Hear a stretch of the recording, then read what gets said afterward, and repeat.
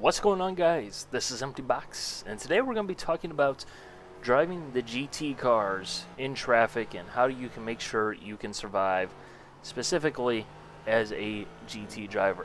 Now, a couple times in this video, I can guarantee you I'm going to do this. I'll mention the Fords. They're the GT2 class, but it's still the same if you're driving the Corvette. A lot of this still does apply. The reason I do that is because, quite frankly, the Corvette is the easiest class interactions in this series because of the fact that you only have to worry about one class up and one class behind. Yes, you have to look forward and backwards at the same time. However, you don't get the giant speed differentials that you get when you're talking about the HPD to the Ford GT. It's still all basically the same thing. A lot of this is going to apply. It's just one of those things where, unfortunately, I'm going to do that and I'm going to look like a moron, so I'll just throw this disclaimer here up front. So anyways, let's begin. First of all, there is strength in numbers, and this is one of the biggest quote-unquote secrets that's really not secret, but you might not actually notice it, even though it's really quite obvious once you actually stop to think about it.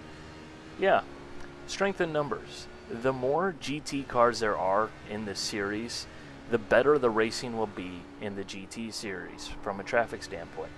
Now, why is this? Because there's only so many places on the grid. Obviously, if you have 42 Fords on the grid, that doesn't leave a whole lot of space for an HPD and a Corvette. And so on and so forth. You can figure it out from there. But when you have a large GT grid, that racing is going to be a lot closer. It's pretty much throughout the entire field. You're going to have better likelihood of finding that guy that you are the same speed and you're really duking it out the whole race. I think back to last season, for example, we had a 22 car Ford grid at Brands Hatch. Brands Hatch is one of the worst mixed class tracks out there. It's absolutely terrible. It really is. It's very difficult from pretty much everybody's perspective. But because of the fact that we had so many Fords out there, there weren't that many HPDs. There was protection going on. Basically, if you're side-by-side racing with another Ford, it's not likely an HPD is going to go ahead and stick themselves way up the inside, make a 3-wide into the corner. It might seem really strange, but yes, the buddy system does indeed work. Pick a buddy and run with him. Okay, no, seriously, I wouldn't suggest that, but there is strength in numbers. If you do join a race where you are the only GT car, you can pretty much safely assume that you are going to get massacred. Unfortunately, that's just how it works. The system doesn't split based on classes or anything like that, so it's just kind of how things go. But just keep that in mind when you join the race and you look at the grid. Just pay attention to what's going on, because if you see a lot of HPDs and you're driving a Ford or a Corvette, you know that you need to be on your toes because it's gonna be exciting, quote unquote, and not in a good way more often than not. Now, driving the GT cars in this series is both incredibly difficult and incredibly easy. In fact, this will probably be the shortest episode of this series because it is so easy, but so many people make it more difficult than they need to be, or simply put, don't do what they know how to do, if that makes any sense. Now, with the Ford, you are looking out the back all the freaking time. Yes, it is incredibly difficult, and this is one of the most difficult things that you will do in any racing series, real or virtual or anything. You have to look in your mirrors and look forward and try and pass the guy in front of you. That is incredibly difficult, but there is no other option. You have to use your mirrors. You have to use your F3 display box. You have to know where the other cars are. Now, some people might say, well, I can't run mirrors, my field of view, blah, blah, blah, blah, blah. Turn on the virtual mirror. Okay, there is no excuse. Nothing like that. Nothing can be made.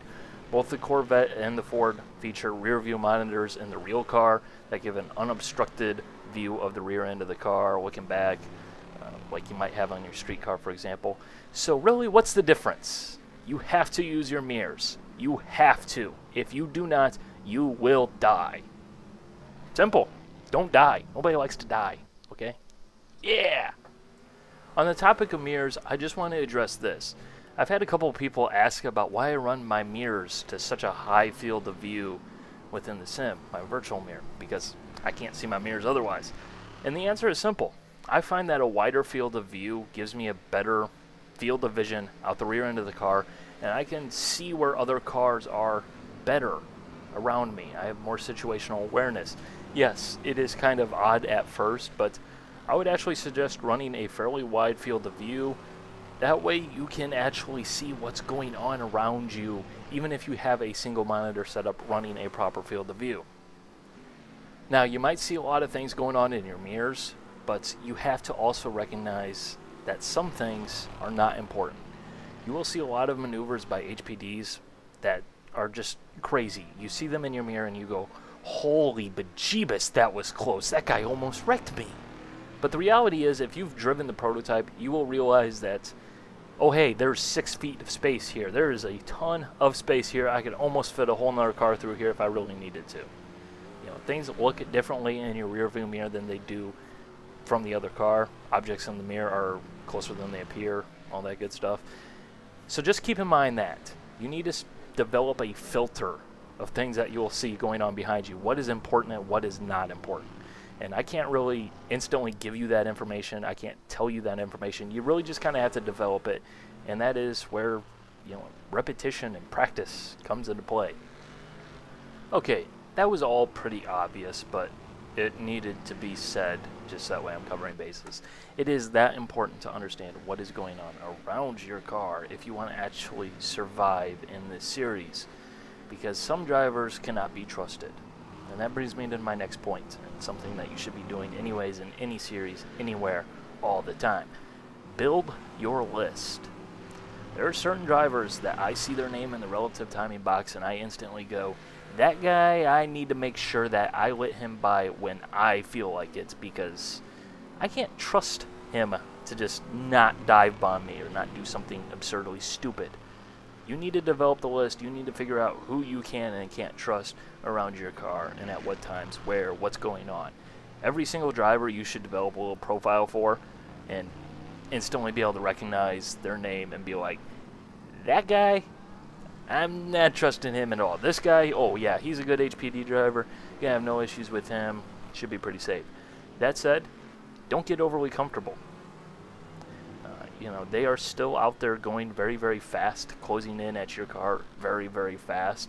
And it does not take a big mistake to make a big mistake in this series with the speed differentials.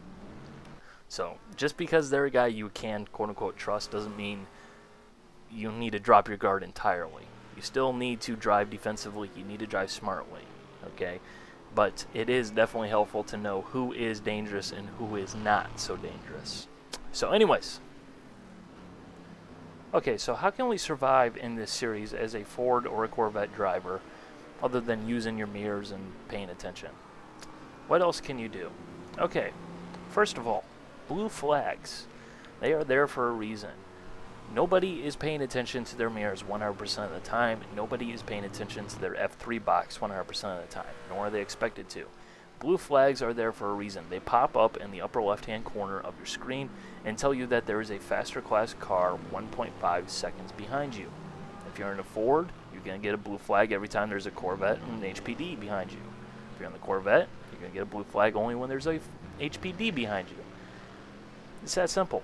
It pops up, it's really obvious, very easy to notice, you know, even when you're in the zone and all super serious racing phase and everything like that. You're going to notice it.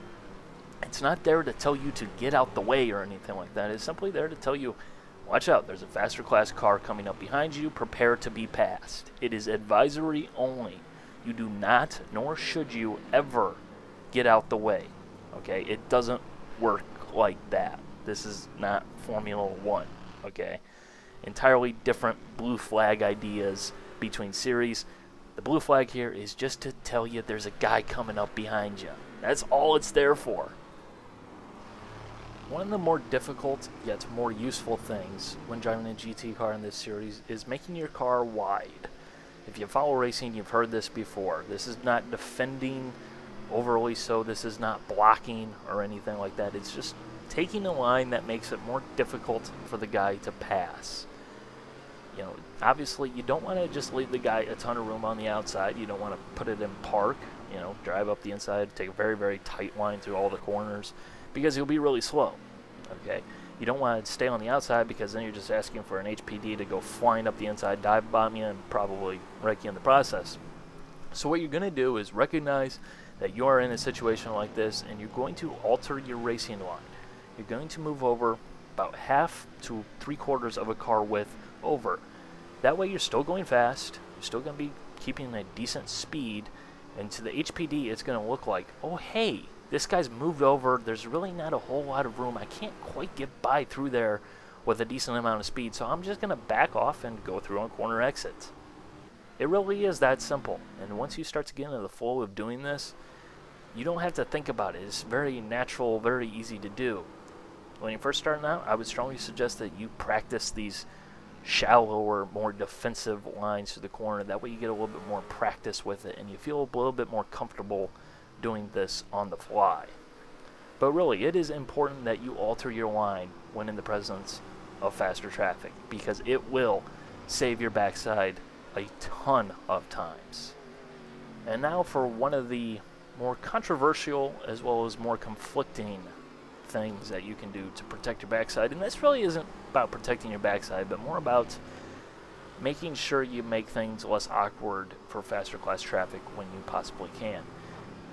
Say, for example, your race is pretty much quote-unquote finished. You're just driving home till the end of the race. You're not battling out for position. You already made your pit stop. The field's pretty much set. You're just running along to get to the finish at this point.